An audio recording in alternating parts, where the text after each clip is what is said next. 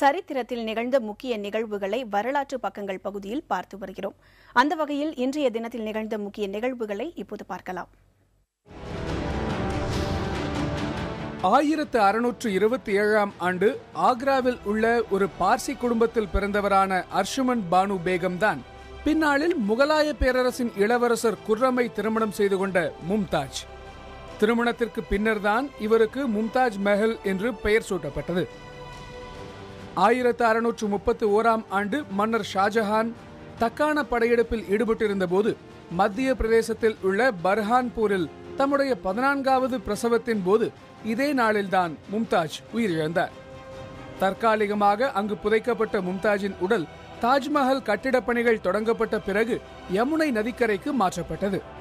மனைவியின் மீது அளவு கடந்த அன்பு வைத்திருந்த மன்னர் ஷாஜஹான் அவருக்காக கட்டிய சமாதி உலக அதிசயங்களில் ஒன்றாக இருந்து இந்தியாவின் பெருமையை உலகிற்கு பறைசாற்றி வருகிறது.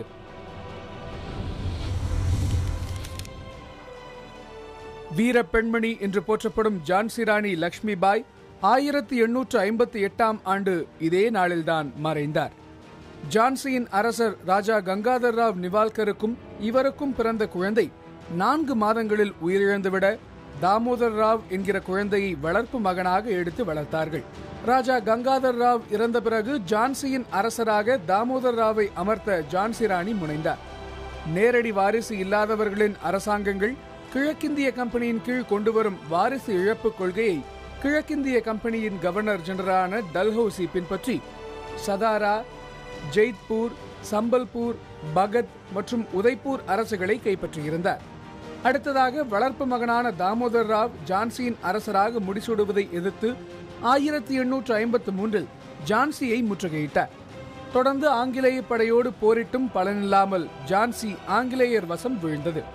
குழந்தையோடு மதில் சுவர் தாண்டி பெரும் படையோடு வெளியேறினார் ஜான்சி ராணி. ஜான்சியை மீட்க பெரும் படையை திரட்டினார் ராணி லக்ஷ்மிபாய். இதே காலகட்டத்தில் கிழக்கிந்திய கம்பெனியை எதிர்த்து பெரும் கலகத்தில் ஈடுபட்ட சிப்பாய்களோடு பல்வேறு அரசுகளும் இணைந்து போரிட ஜான்சி ராணியும் அதில் கலந்து கொண்டார். தாந்தியா தோபே உள்ளிட்டவர்களோடு இணைந்து குவாலியரை முற்றுகையிட்டு கோட்டையை கைப்பற்றினார் ஜான்சி ராணி. குவாலியரை மீட்க ஆங்கில படை விரைந்தது. 1858ஆம் ஆண்டின் இதே நாளில் ஆங்கிலேய படையோடு போரிட்ட ஜான்சி ராணி போர்க்களத்திலேயே வீர மரணமடைந்தார். வரலாற்றிலும் இடம்பெற்றார்.